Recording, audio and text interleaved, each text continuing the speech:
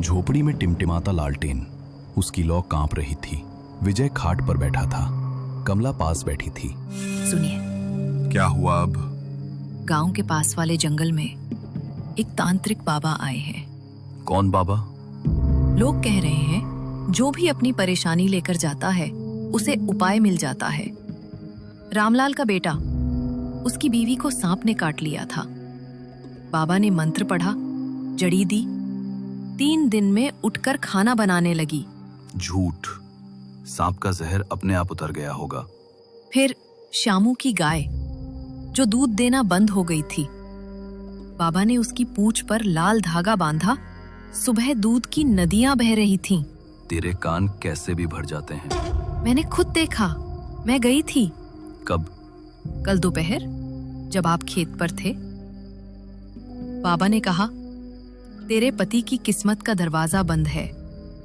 एक रात, एक मंत्र, एक कीमत, और दरवाजा खुल जाएगा। बाहर हवा थम गई, सन्नाटा छा गया। क्या कीमत? एक रात जंगल में अकेले।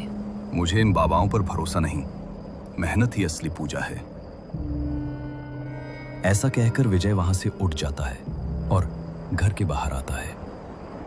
रात की ठंडी हवा उसके चेहरे से टकराती है। वो कुछ देर चुपचाप अपने खेतों को देखता है। सूखी मिट्टी, मुरझाई फसलें और दूर कहीं सन्नाटा पसरा हुआ। आखिर कहाँ गलती हो गई मेरी? पूरी मेहनत और शिद्दत से सब कुछ किया, फिर भी सब बिगड़ गया। क्या सच में मुझे उस बाबा के पास जाना चाहिए? नहीं, ये सब अंधविश्वास होता है।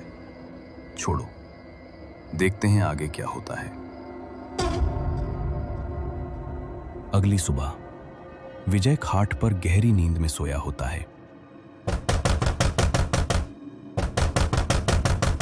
तेज आवाज सुनकर विजय घबराकर उठ बैठता है। वो जल्दी से दरवाजे के पास जाता है और उसे खोलता है। बाहर और कोई नहीं, बल्कि गांव का साहूकार खड़ा होता है। क्या हाल है विजय? 1 महीना हो गया, न पैसा लौटा न खबर दी। तुम गरीब लोग कमाल करते हो। जब लेने आते हो तो गिड़गिड़ाते हो, और जब लौटाने की बारी आती है तो गायब। माफ करो साहूकार, मैं आपका पैसा लौटाऊंगा, बस थोड़ा समय और चाहिए। देखिए, ये मेरी हालत है। जितना भी कर्ज लिया था सब इसी जमीन में लगा दिया, पर फसल सूख गई। कितना समय दूं मैं तुझे? हर दिन तेरा ब्याज तेरे मूल से भी ज्यादा हो रहा है। अब मेरे पास एक ही रास्ता बचा है, तेरी जमीन अपने नाम करवा लूं। नहीं साहूकार, ऐसा मत कीजिए। बस 1 हफ्ता और दे दीजिए, मैं कुछ न कुछ जरूर कर लूंगा। भगवान की कसम, 1 हफ्ता। कमला पीछे से निकली। कांपते हाथों से उसने साहूकार को नमस्ते की। उसकी आंखों में डर और विनती थी। उसने धीरे से हाथ जोड़ लिए, कुछ नहीं बोली, बस आंखों से दया मांग ली। साहूकार ने उसकी ओर देखा। तुम्हारी बीवी की शक्ल देखकर आज छोड़ देता हूं, वरना अब तक तेरा घर भी गिरवी हो गया होता। याद रखो विजय, सिर्फ 1 हफ्ता, उसके बाद 1 घंटा भी ज्यादा नहीं दूंगा। शुक्रिया साहूकार, शुक्रिया। साहूकार के जाते ही झोपड़ी में फिर वही सन्नाटा लौट आया। कमला दरवाजे के पास खड़ी थी, उसकी आंखों में आंसू चमक रहे थे। विजय धीरे धीरे अंदर गया, खाट पर बैठ गया, सिर झुकाए। अब भी चुप रहोगे? क्या बोलूं मैं? जो होना था हो गया। नहीं, अब और चुप नहीं बैठूंगी मैं। आज रात ही चलेंगे उस बाबा के पास, चाहे तुम्हें पसंद हो या नहीं। कमला, फिर वही बात।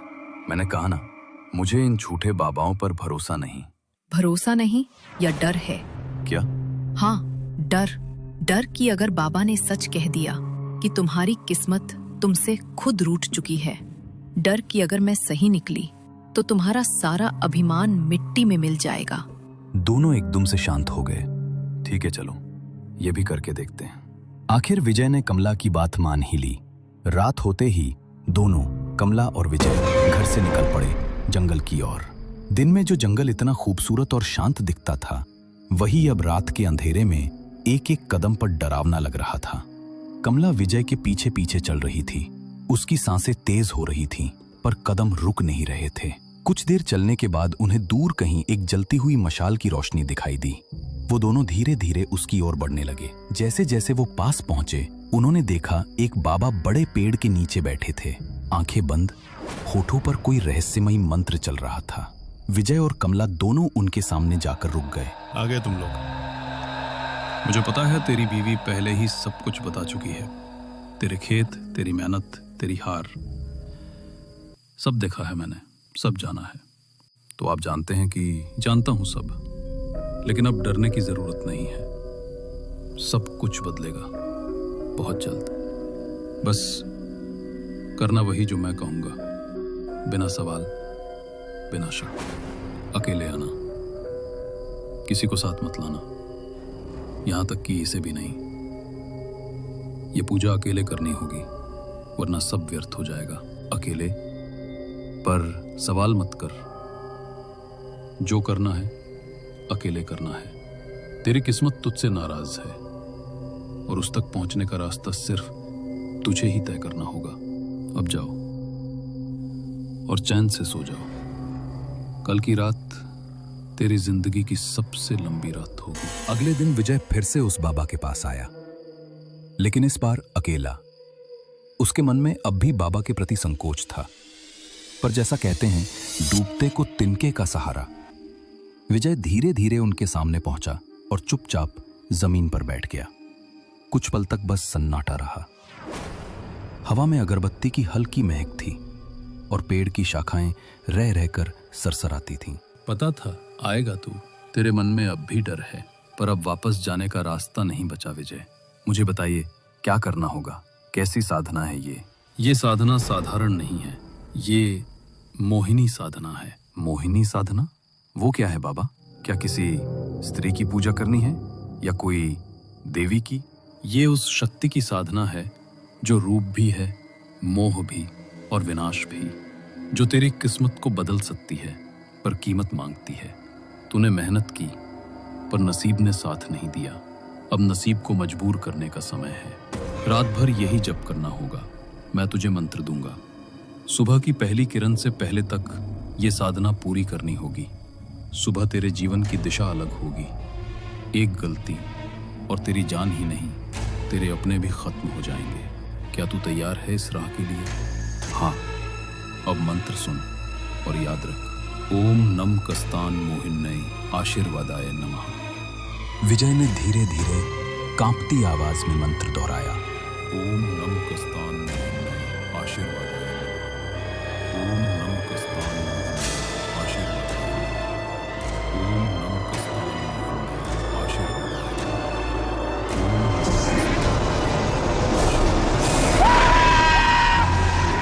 ओम नम कस्तान मोहिन्नय आशीर्वादाय नमः। विजय, तुमने मुझे बुलाया। तुम कौन हो? मैं मोहिनी हूँ। तुमने ही मुझे बुलाया था विजय, अपने मंत्रों से, अपने डर से और अपनी इच्छा से। अब बताओ, क्या चाहते हो तुम मुझसे? मैं मुश्किल में हूँ। मैं तुम्हारी मदद कर सकती हूँ विजय, पर मेरी एक शर्त है। याद रखो, तुम्हारी इस साधना से मैं प्रसन्न हूँ और तुम्हारी परिस्थितियों से तुम्हें निकाल भी दूंगी। तुम्हारा दुख, तुम्हारी तंगी सब खत्म कर दूंगी। आज से मैं तुम्हारे साथ रहूंगी, तुम्हारी हर जरूरत का ध्यान रखूंगी। धन, सफलता, सुख सब दूंगी, पर बदले में तुम मेरे हो जाओगे हमेशा के लिए। किसी और पराई स्त्री से तुम्हारा कोई रिश्ता नहीं हो सकता, ना मन से ना शरीर से, कभी भी नहीं। अगर तुमने ये वचन तोड़ा तो इसका अंजाम बहुत भयानक होगा। विजय ने मोहिनी की ओर देखा। वो इतनी खूबसूरत, इतनी तेजस्वी लगी कि कुछ पल के लिए उसकी सोच ही थम सी गई। दिल में एक अजीब खिंचाव हुआ। ठीक है, मुझे मंजूर है। अगली सुबह विजय देर से उठा। घर में चारों ओर देखता रहा। सब वैसा ही था जैसा हुरीबी और सूखे हुए खेतों की आदत थी। पर फिर बाहर की ओर आंख गई और उसके होश उड़ गए। खेत कल तक सूने और मुरझाए हुए आज अचानक हरे भरे लहलहाते खड़े थे, जैसे किसी रातों रात चमत्कार घट गया हो। अरे, उठ गए आप? आओ बाहर, जल्दी देखो क्या हुआ। चलिए। कमला खुशी से विजय की तरफ भागती हुई आई, पर विजय ने अचानक पीछे हटकर कहा, रुको, वही रुको, मेरे पास मत आना। मैं सरपंच से बात करके आता हूँ, सारा कर्ज भी जल्द निपटा दूंगा। तुम अंदर जाओ और मुझसे थोड़ी दूर रहो। कमला का चेहरा उतर गया। वो चिड़चिड़ाते हुए अंदर चली गई। उसकी आंखों में आश्चर्य और चोट दोनों थे। तभी विजय ने कुछ देखा। मोहिनी खड़ी थी, थोड़ी दूरी पर, हंसती हुई। उसकी हंसी में कुछ परी सी मिठास थी। मोहिनी की नजर सीधे विजय पर टिक गई और वो मुस्कुरा उठी। विजय ने भी मोहिनी की ओर एक कमजोर सी मुस्कान दी, फिर चुपचाप वहां से चल पड़ा। नैना भारी, कदम धीरे। उसके चेहरे पर अब उम्मीद के साथ एक अनकहा भय भी सरक गया था। विजय साहूकार के घर की ओर बढ़ता है। लोग आपस में धीमी आवाज में कुछ चर्चा कर रहे हैं। माहौल में सनसनी और राहत दोनों का मिला जुला एहसास है। क्या हुआ यहाँ? इतनी भीड़ क्यों लगी है? अरे विजय, सुना नहीं क्या? कल रात साहूकार नींद में ही चल बसा। जब सुबह नौकर ने दरवाजा खोला तो वो बिस्तर पर ऐसे पड़ा था जैसे बस सोते सोते चल बसा हो। वैसे भी उसका कोई अपना तो था नहीं, न बीवी न बच्चा। अब लगता है कि हमारा सारा कर्जा भी माफ हो जाएगा। भले वजह दुखद हो, पर भगवान का लाख लाख शुक्र है। उसके चेहरे पर हैरानी और हल्का भय एक साथ उभरता है।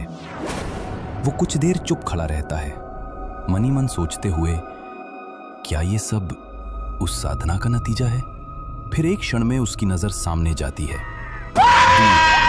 पेड़ की छाया में मोहिनी खड़ी होती है, धीरे धीरे मुस्कुराते हुए, जैसे उसे सब पता हो। विजय की सांसें भारी हो जाती हैं। कुछ पल के लिए डर लगता है, फिर राहत। वो जान चुका था ये सब उसी का किया धरा था। विजय की हालत, किस्मत सब बदल चुका था। फसलें लहलहा रही थीं, लोग अब उसका आदर करते थे, लेकिन अब विजय और कमला के बीच दूरी बढ़ने लगी थी। दिन बीतते गए और अब घर में खामोशी बोलती थी। विजय अक्सर रातों को बाहर रहता और कमला खामोश, ठंडी, अकेली। उनके बीच अब न कोई बात थी, न कोई रिश्ता। कमला के चेहरे पर थकान, पर आंखों में उम्मीद की झिलमिलाहट है। वो धीरे से खुद से कहती है, आज बात कर ही लूंगी उससे, अब ऐसे नहीं चलेगा। वो तय कर चुकी थी, आज विजय से बात करेगी, चाहे जो हो जाए। दरवाजा चरमराता है। विजय थका हुआ कमरे में दाखिल होता है। कपड़े उतारने ही वाला होता है कि अचानक पीछे से दो नरम हाथ उसके सीने पर आ टिकते हैं। एक पल के लिए उसकी सांसें रुक जाती हैं। वो मुस्कुराता है, मन में सोचता है, मोहिनी। विजय उन हाथों को पकड़ता है, अपनी होठों से हल्के से चूमता है, धीरे धीरे पलटकर पीछे देखता है और उस पल उसका चेहरा जम जाता है। वो मोहिनी नहीं, कमला थी। क्या तुम पागल हो गई हो? कितनी बार कहा है मुझसे दूर रहो। कमला सन्न रह जाती है। उसकी आंखों में चोट और सवाल दोनों हैं। वो कुछ कहना चाहती है, मगर शब्द गले में अटक जाते हैं। मोहिनी सब देख रही होती है। उसकी आंखों में चमकती है एक ठंडी, जलती हुई आग। होठों पर हल्की सी मुस्कान, धीमी पर खतरनाक। मैंने कहा था ना, किसी पराई स्त्री से रिश्ता नहीं, कभी नहीं। मोहिनी एक झटके में कमला के पीछे आ गई। उसने अपने हाथों के नुकीले नाखूनों से एक ही पल में कमला का गला काट दिया। विजय ये सब देखकर जोर से चीखता है, ये तुमने क्या किया? मेरी बीवी को मार दिया? ऐसा करने की हिम्मत कैसे हुई तुम्हारी? मुझे लगा था तुमने खुद को मुझे सौंप दिया है। तुम्हारी बीवी तुम्हें मुझसे छीनना चाहती थी, इसलिए उसे रास्ते से हटा दिया। पर लगता है तुम सिर्फ मेरी शक्तियों के लिए दिखावा कर रहे थे। नहीं, ऐसा नहीं। पर उसे मारने की क्या जरूरत थी? वो बस एक गलती थी जो मुझसे अनजाने में हो गई। तुम्हारा प्यार तुम्हारी पत्नी के लिए मैं देख पा रही हूँ विजय। तुम मुझसे पूछ रहे हो उसे मारने की क्या जरूरत थी? जाओ, अब उसी से पूछ लो। ऐसा कहकर मोहिनी विजय का भी सिर धड़ से अलग कर देती है। एक ही पल में सारा खेल खत्म हो गया। बिना किसी वजह के विजय अपनी और अपनी पत्नी की जान खो बैठा। क्या